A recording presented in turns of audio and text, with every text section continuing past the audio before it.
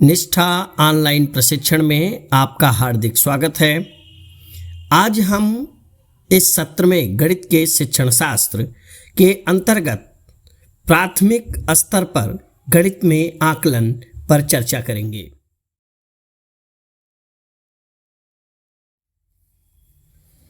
आइए अब हम इस प्रशिक्षण के लर्निंग आउटकम्स को बिंदुवार समझते हैं।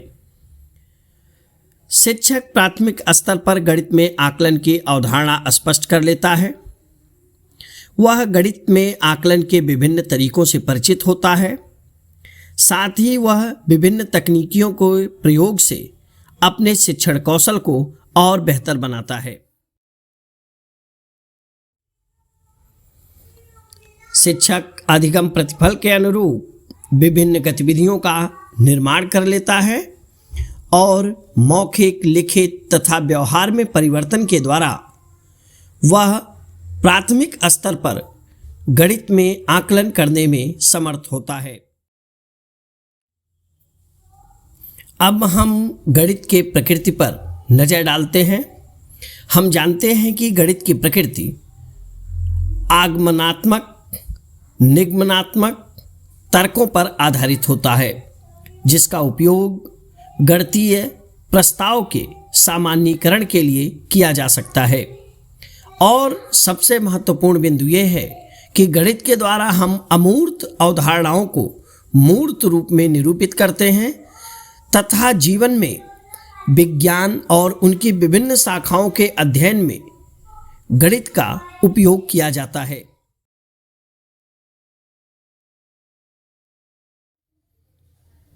जब हम प्राथमिक स्तर पर गणित के सीखने सिखाने की प्रक्रिया की बात करते हैं तो 4 चरण हैं। ELPS एक्सपीरियंस, लैंग्वेज, पिक्चर और सिंबल। सबसे पहले बच्चों को हम विभिन्न ठोस वस्तुओं के द्वारा या अधिगम सामग्री का उपयोग करते हुए, खिलौनों का उपयोग करते हुए हम उन्हें अनुभव का अवसर देते हैं। उसके बाद उन अनुभवों को, टिप्पणियों को, उनकी कल्पनाओं को व्यक्त करने के लिए अपनी भाषा में हम उन्हें अवसर देते हैं।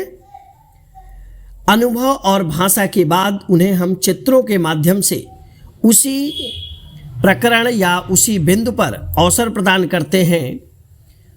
अंतोगत्वा हम चिन्हों का प्रयोग कर गणित के उस अधिगम स्तर को बेहतर बनाते हैं। अर्थात जब हम इस निर्धारित क्रम के द्वारा ELPS के द्वारा अपने अधिगम चरण का पालन करें तो प्राथमिक स्तर पर गणित सीखना और सिखाना बेहद आसान हो जाता है। अब हम ये नज़र डालते हैं, प्रारंभिक स्तर पर जब गणित के अधिगम का आकलन किया जाए तो वो कौन से बिंदु हैं जिस पर ध्यान दिया जाना चाहिए। बच्चे गणित कैसे सीखते हैं ये समझना होगा। गणित के अवधारणाओं की समझ कैसे हो रही है। बच्चे अपने गणित की समझ का उपयोग अपने दैनिक जीवन में कैसे कर रहे हैं और गणित की समझ के द्वारा उनके सामाजिक और व्यक्तिगत गुणों के विकास में कितनी सहायता मिल रही है। हम इन बिंदुओं का आकलन गणित अधिगम के दौरान करते हैं। जब हम विद्यार्थियों के गणित अधिगम के स्तर पर आकलन की बात करते हैं तो हम निम्न क्षमताओं का आकलन करते हैं, जैसे गणितीय तथ्यों, आंकड़ों आदि को समेकित करना और निष्कर्ष निकालने के साथ साथ उनके कारण को जानने का।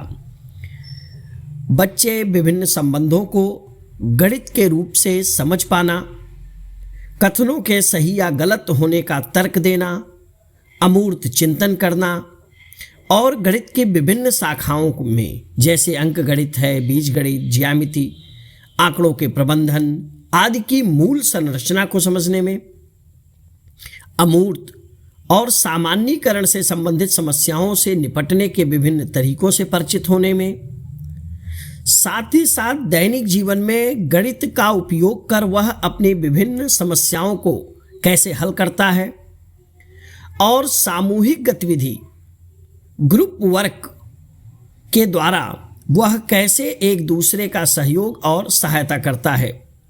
इन सभी बिंदुओं पर हम बच्चे की क्षमताओं का आकलन करते हैं।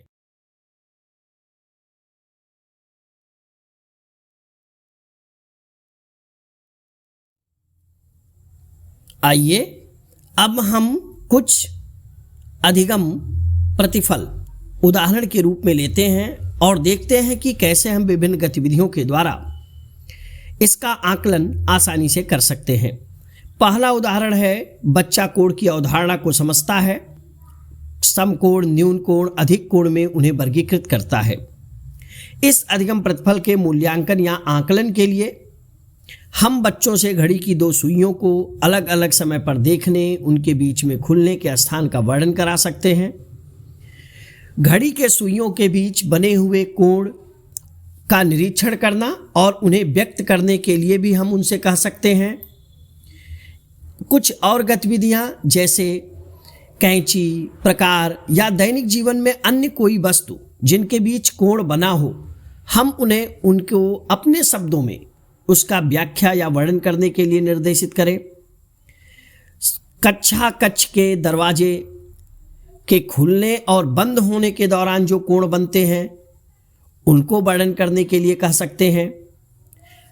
चाक का जो डिब्बा होता है या उनके जो ज्योमेट्री बॉक्स हैं या कोई बुक है, उनके विभिन्न स्तर के खुलने और बंद होने के द्वारा बनने वाले कोणों को अपने शब्दों में व्यक्त करने के लिए कह सकते हैं। इस तरह के कई उदाहरणों और गतिविधियों के द्वारा हम कोण की समझ का आकलन आसानी से कर सकते हैं।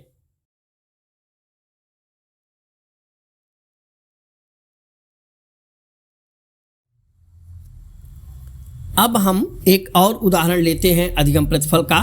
विद्यार्थी विभिन्न आकृतियों को पहचानता है। आइए कुछ गतिविधियों और तरीकों से हम इसका आकलन कैसे कर सकते हैं समझते हैं। बच्चे को हम यह निर्देशित करें कि वह अपने परिवेश में उपस्थित विभिन्न वस्तु जैसे कि कॉपी, किताब, पेंसिल, डेस्क, डस्टर, बोतल, साइकिल का पहिया, फुटबॉल, चूड़ी और कोई भी ऐसा वस्तु जो गणितीय आकृतियों में है, जैसे कि उसके जंगले पे जो जाली लगी है उसमें वर्गाकार आकृति, दरवाजे का आकार, आकृति, इनकी सूची बनाने के लिए हम कहें कि वह आकृति के अनुरूप उनकी सूची बनाए और इस तरह से हम उन्हें आकृतियों के परिचय का आकलन कर सकते हैं।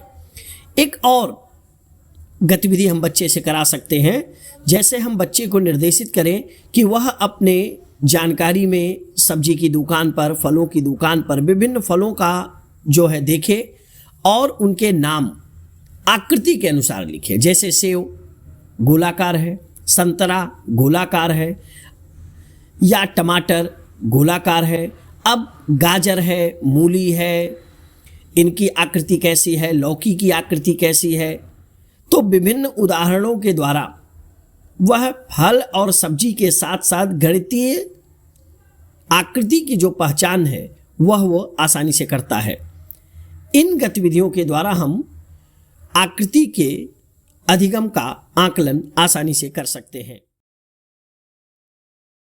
एक और उदाहरण हम लेते हैं अधिगम प्रतिफल को, जिसमें हम आकलन को कैसे किया जाए इसको समझने का प्रयास करते हैं। एक अधिगम प्रतिफल है, बच्चे 2 अंकीय संख्याओं को जोड़ लेते हैं। इसके लिए हम 2 गतिविधि यहाँ आपको साझा करते हैं।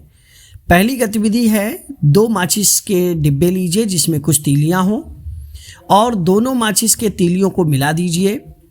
पहले उनसे अलग अलग उन तीलियों को गिनने के लिए निर्देशित कीजिए और पुनः जब उन तीलियों को मिला लीजिए फिर से उन्हें गिनने के लिए निर्देशित कीजिए। इस तरह से 2 अंकीय संख्याओं के जोड़ का आकलन बच्चे ने सीखा है या नहीं सीखा है हम कर सकते हैं। एक दूसरा गतिविधि और है कि हम 2 झोली ले लें जिसमें गोलियां, कंकड़ या कोई भी ऐसी वस्तु हो उसे रखें और बच्चों से उन दोनों झोली में रखी हुई गोलियां या कंकड़ को गिनने के लिए कहा जाए। इस तरह से एक शिक्षक आसानी से आकलन कर सकता है कि क्या बच्चा 2 अंकीय संख्याओं का जोड़ जानता है या नहीं जानता है। इसी के साथ एक और अधिगम प्रतिफल की हम बात करते हैं कि बच्चा 1 से 999 तक की संख्याओं का निर्माण कर लेता है। इसके लिए भी 2 गतिविधियों का हमने यहाँ उल्लेख किया है, जिनसे हम यह आकलन आसानी से कर सकते हैं कि बच्चे ने इस अधिगम को प्रतिफल उसका प्राप्त हुआ या नहीं हुआ। पहली गतिविधि है कि हम 3 सकेंद्रीय वृत्त बनाते हैं और उसमें बारी बारी से हम 9 गिट्टियों को फेंकने के लिए बच्चों को निर्देशित करें। जो सबसे बाहर वाला वृत्त है वो सैकड़ा होगा, जो बीच वाला हो दहाई है, और जो सबसे अंदर वाला वृत्त होगा उसे इकाई माना जाए।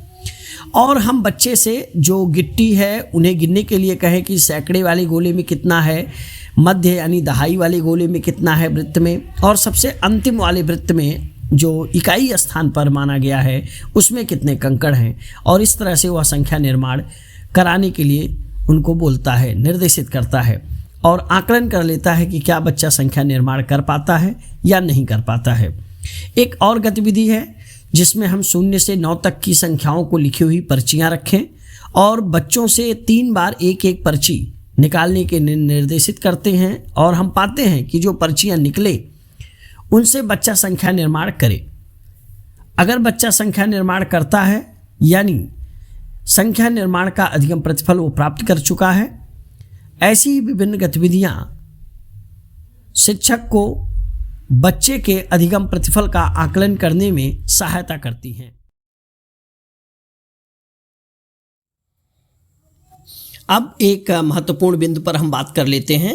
ये जो गतिविधियां उदाहरण स्वरूप हमने आपको बताई, इन्हें आप क्लासरूम में आयोजित करें, लेकिन कुछ बिंदुओं का ध्यान दें कि इसमें हर बच्चे की सहभागिता हो। उन्हें अपनी बात, अपने तर्क देने के लिए प्रोत्साहित कीजिए।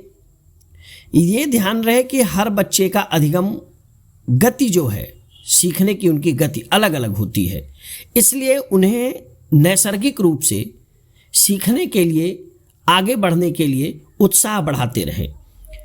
आपसी प्रतिस्पर्धा इस तरह से न करें कि बच्चा कोई निराशा का शिकार हो, बल्कि उन्हें हम सकारात्मक रूप से एक उदाहरण प्रस्तुत करें उनके सामने कि वो आसानी से अपने अधिगम को अस्थायी बनाते रहें, और बच्चों का जवाब ही उनके आकलन का हिस्सा होगा।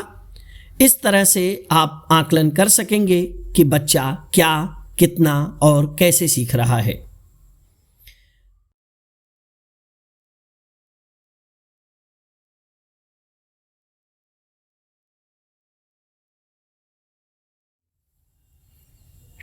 हमें पूरा विश्वास है प्रशिक्षण का यह सत्र आपके लिए बेहद लाभकारी होगा।